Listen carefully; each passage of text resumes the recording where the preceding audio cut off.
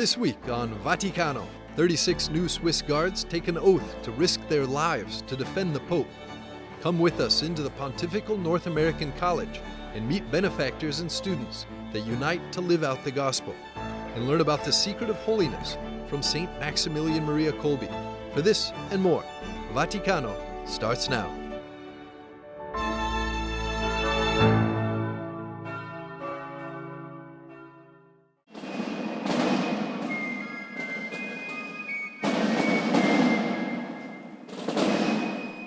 Every year on May the 6th, the new Swiss guards are sworn in at the Vatican. A total of 36 recruits from Switzerland will take the oath this year.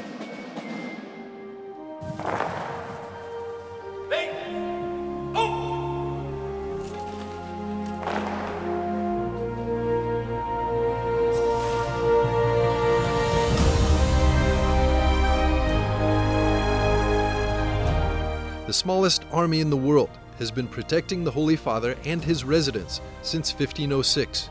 However, the Pope's elite troops faced their greatest test on May the 6th, 1527, when Emperor Charles V unleashed Landsknecht mercenaries on Rome and devastated the Eternal City during the so-called Sack of Rome. At the last moment, the Swiss guards were able to bring Pope Clement VII to safety via a secret passage into Castel Sant'Angelo. Brave and faithful is the motto of the troops. Bravely and faithfully, 189 guardsmen resisted the superior force of the looters. Only 42 men survived.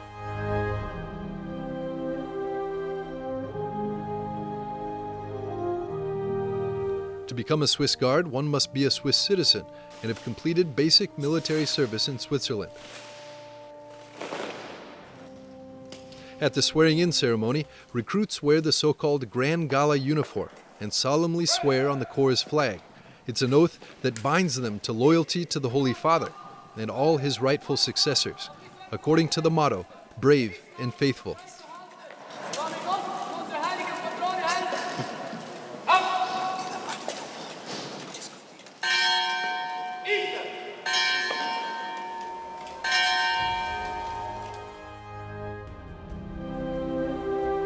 In addition to the oath to protect the life of the Pope, if necessary, with their own lives, the guards also perform many representative duties. They keep watch over all official entrances to Vatican City and are available to visitors from all over the world for information about the Vatican.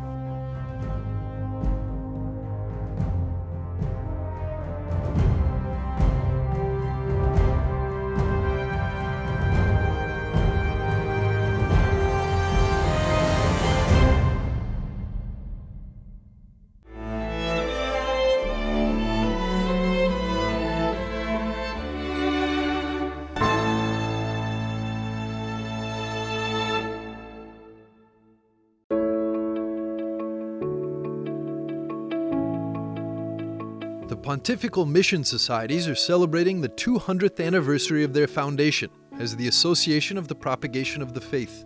At the same time, they're preparing for the beatification of their foundress, Pauline Jaricot, on May the 22nd in her native city of Lyon, France.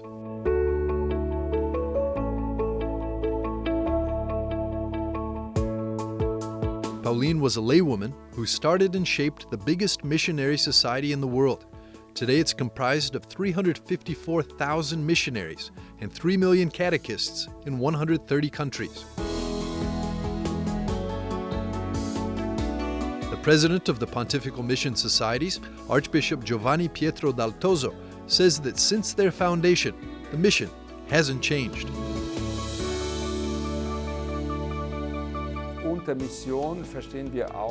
By the mission, we mean to strengthen a local church. And the Mission Society has always had the task to establish the structures of the local church, to finance, to strengthen them. And the structures of the local church means for us building up churches, cathedrals, and providing help to the local bishop so that he can manage the diocese easily. Of course, we support monasteries and the seminaries as well.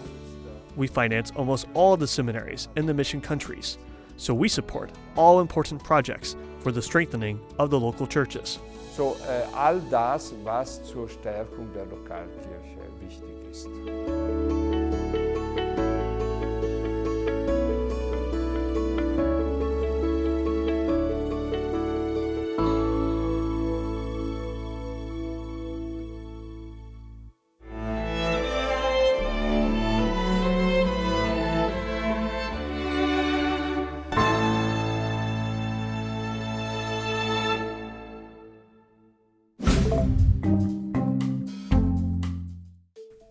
Hello, and welcome to this week's Vaticano Updates, the most important news from the Holy Father and the Vatican. Pope Francis changed church law on the rules for dismissal from religious institutes. He defined the crime of abuse as being a crime against human life, dignity, and freedom, further denoting its gravity. Bishop Paolo Martinelli was appointed as the new Apostolic Vicar of Southern Arabia. He replaces Bishop Paul Hinder, who has reached the age limit of 80 in a very important and delicate post. Like his predecessor, Bishop Martinelli is a member of the Order of the Capuchin Friars Minor. The president of Gabon, Ali Bongo Ondimba, visited the Holy Father this week. They spoke about the contribution of the Catholic Church in the field of education. It was often Catholic missionaries who helped to establish a school system in many African countries. Pope Francis called on the faithful to pray the Rosary for peace every day, especially in light of the ongoing violence in Ukraine. Throughout the month of May, the Vatican will host 2 weekly occasions for prayer in honor of the Blessed Virgin Mary. Cardinal Angelo Camastri will lead a candlelight rosary procession around St. Peter's Square on Saturdays, and on Wednesdays there will be a prayer walk in the Basilica. On May 15th, Pope Francis will name 10 new saints. One of the new saints will be the French explorer turned missionary Charles de Foucauld, who will be canonized by the Holy Father in St. Peter's Square. It is the first canonization since the beginning of the pandemic, and tens of thousands of faithful are expected to participate in this event. Thank you for watching this week's Vaticano Updates. I'm Hannah Brockhouse for EWTN Vaticano.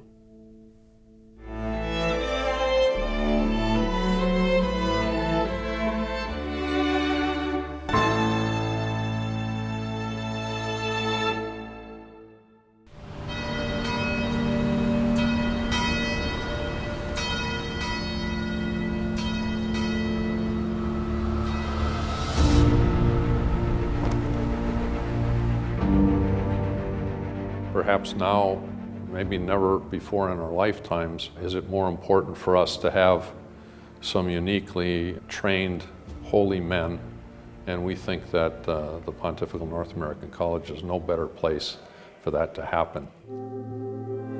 Unlike the other part of the spectrum where so much negativity is always exposed, particularly about the Catholic Church, this place is just one of such hope.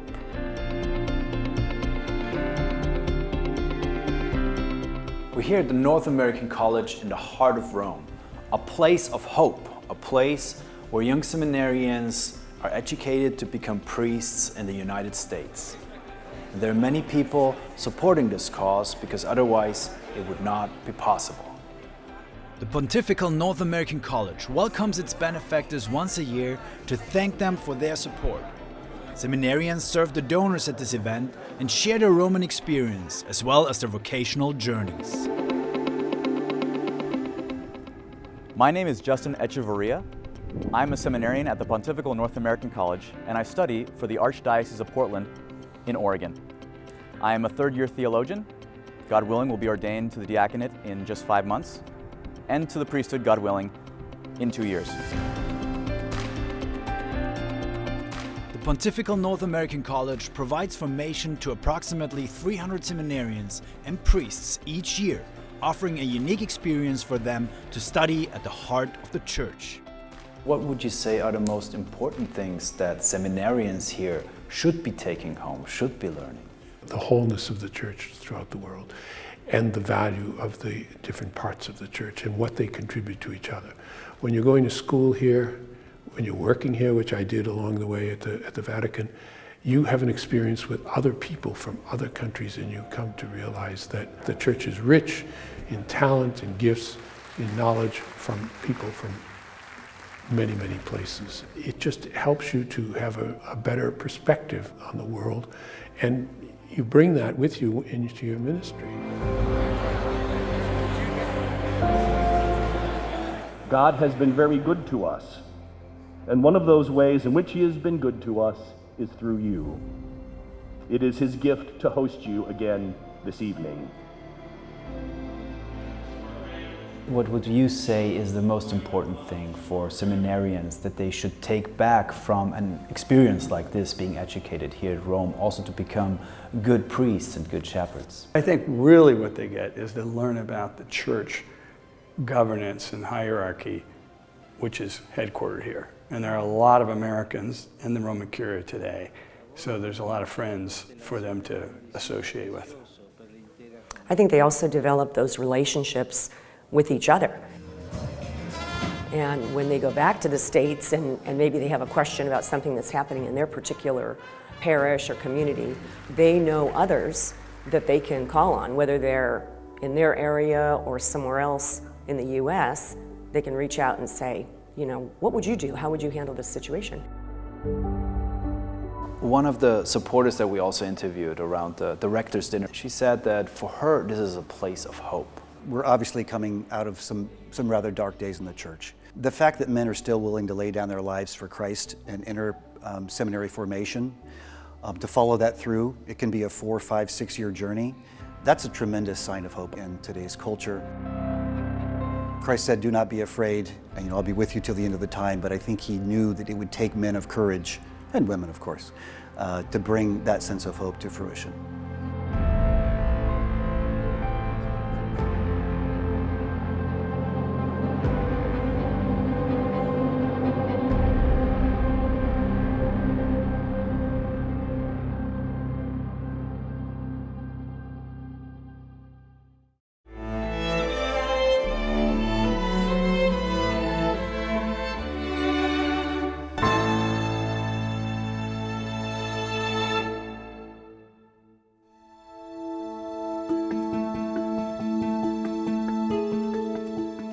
Friends of EWTN, I wish you a cordial welcome.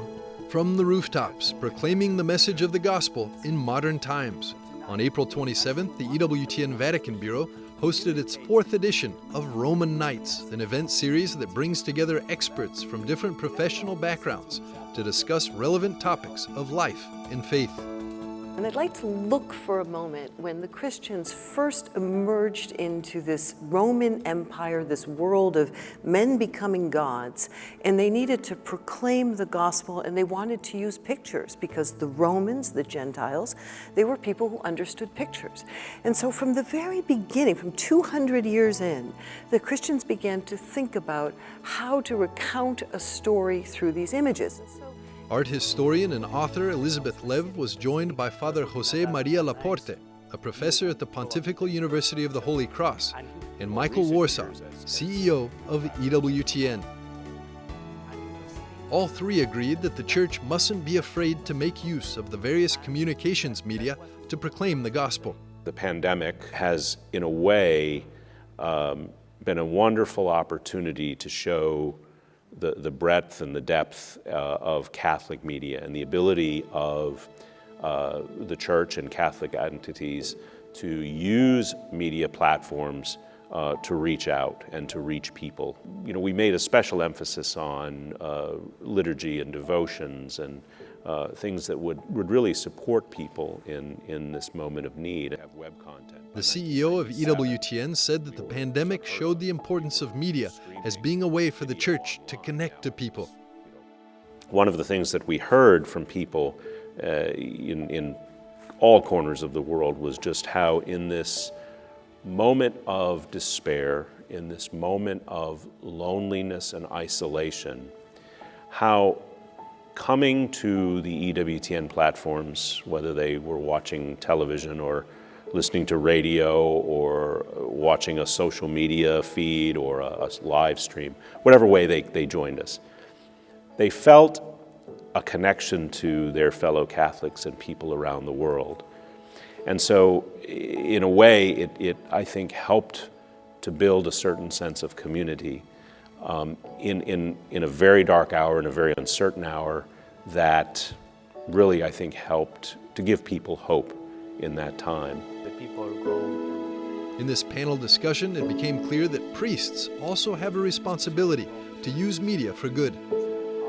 What is important for somebody who is going to be a priest to learn about communication? I would say conviction, learning, and painting. That when we talk about the faith, we are talking about the human being. In the sense, the image of God, the human being is image of God, the faith fits perfectly. And my feeling is that we need to rethink how, in some ways, to paint the faith and to communicate it again. Media platforms play a key part in the process of re-evangelization, the participants said. In this age of big headlines and clickbait, it's hard to proclaim the truth, but Christian media in particular have an important role to play here. Most technologies are neither good nor bad. You know, they're neutral, most. And I think what people need is that real human connection and true community. The evening concluded with real human connection and true community during a light reception where further ideas were shared and discussed.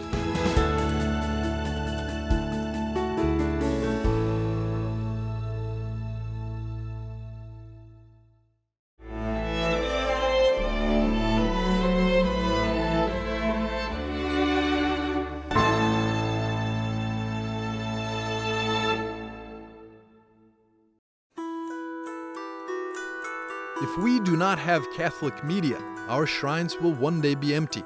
These were the prophetic words of Maximilian Maria Kolbe, a saint who launched a Catholic magazine 100 years ago that's still thriving today. The guardian of the Shrine of Our Lady of the Immaculate, Father Mariusz Szłowik, welcomes us at the heart of Saint Maximilian's spirituality. Niepokalanów is one of the biggest Franciscan friary in the world. Niepokalanów was started by Saint Maximilian Kolbe in 1927.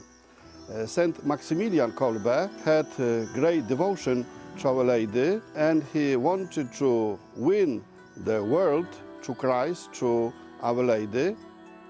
He wanted to do this by printing different magazines. He started a monthly magazine, The Night of the Immaculate. He started this in Krakow, next in Grodno, and finally here in Niepokalanów. He wanted to print The Night of the Immaculate, and he created one of the biggest printing press in Poland and in the world. Before the war, he published almost 1 million monthly magazine. It was a great job. Saint Maximilian also started here Radio Niepokalanów and school for boys who wanted to be priests, to be missionaries.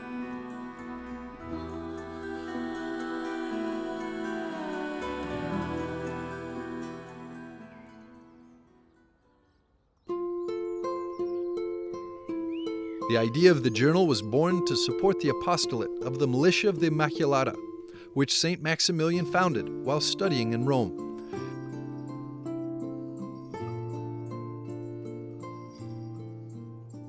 La milicia está en todos los continentes del mundo. The international director of the Militia of the Immaculata, Miguel Bordas, welcomes us into Saint Maximilian's room at the association's headquarters.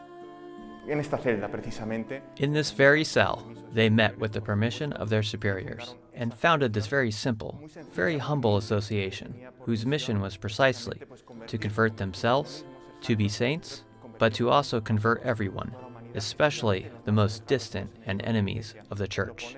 In the original statute, the desire was to convert the schismatics and Freemasons.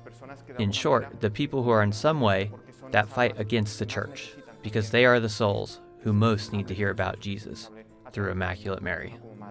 Ese era el objetivo, la misión de esta asociación.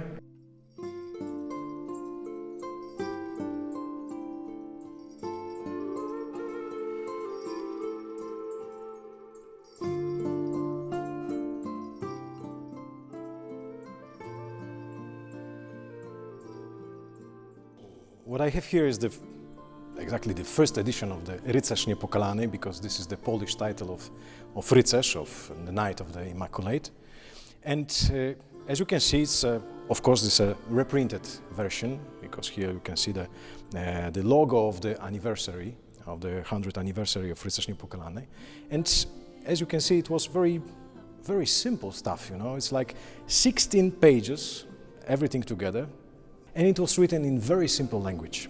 What we find here is, you know, the word from the redaction, the editorial one, when in this first issue, Saint Maximilian is introducing whole the idea of printing the Rycerz Niepokalany.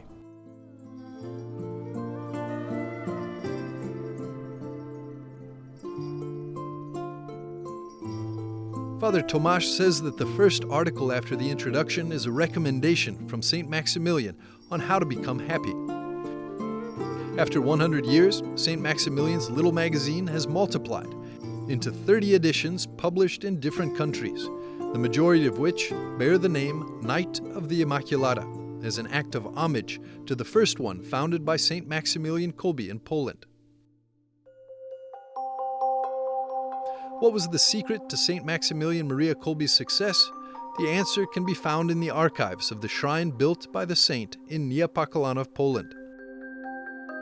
The archivist, Sister Anna Maria, reveals Saint Maximilian's formula for success. Very simple.